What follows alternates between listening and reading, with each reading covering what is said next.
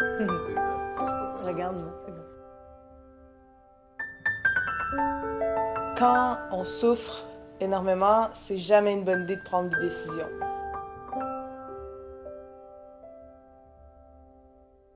Qui sommes-nous, politiciens, médecins, familles, pour décider que quelqu'un doit mourir? Qui sommes-nous?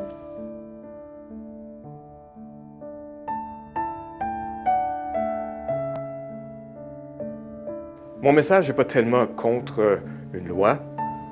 Mon message est pour la vie.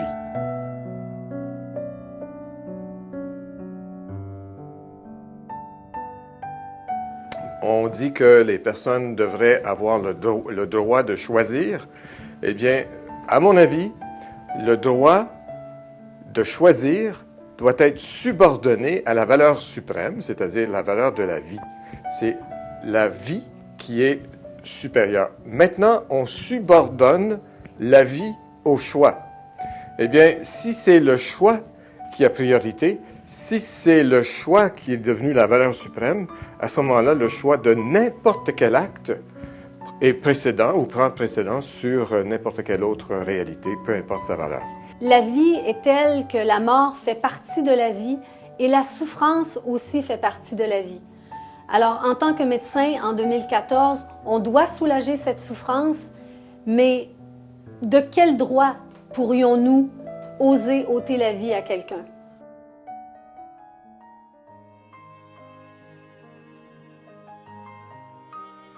Même le patient lui-même, quelquefois, peut vouloir mourir parce qu'il ne verra pas rien de positif devant lui.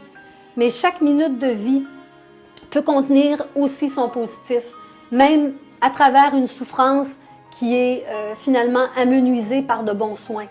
On n'a pas peur de mourir quand on voit qu'on s'attache à rien. On est attaché à rien, on n'a pas de vie. Donc c'est sûr c'est plus facile de voir la mort quand on est si bas.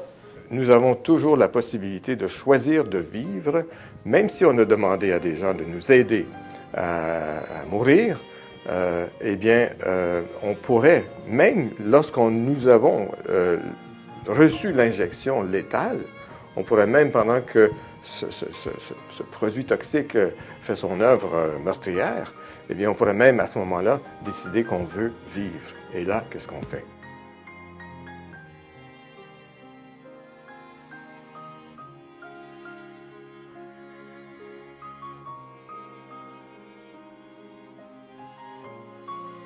Il y a beaucoup de gens que quand ils ont besoin d'un médecin, ils sont obligés de se ramasser dans une clinique, puis d'attendre, puis de prendre un numéro, puis à savoir s'il y en a disponible. Sinon, tu reviens demain, là, on n'a plus, le quota est fait. Or, ça va faire en sorte que ces gens-là, on est dépressifs, ils ne seront pas bien suivis, ils ne seront pas bien soignés. Mais là, ils vont arriver, l'alternative, ça va être une petite pilule, tous tes problèmes vont être oubliés, on va t'endormir. Tout ça est très lourd de conséquences. Et jusqu'où ça pourrait aller?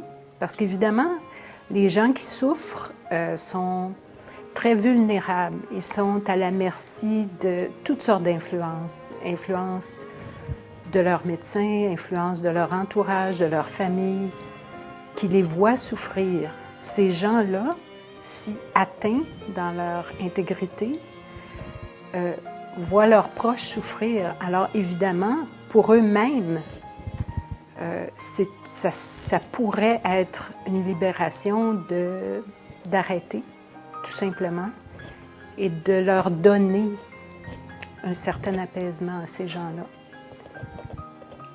Donc, je ne suis pas un médecin fait pour amener les gens à mourir, mais plutôt à essayer de les guérir et de leur donner une meilleure qualité de vie possible pour le plus longtemps possible. La mort, ça fait partie de la vie. Et ce n'est pas en aidant les gens à mourir, en quelque sorte, que nous allons rendre service à ces personnes-là. Il faut aider ces gens à vivre, pas à mourir, à vivre. Et s'ils meurent, eh bien, à vivre leur mort. Il faut toujours garder espoir. Il y a toujours d'autres options. Puis il y a toujours des miracles aussi.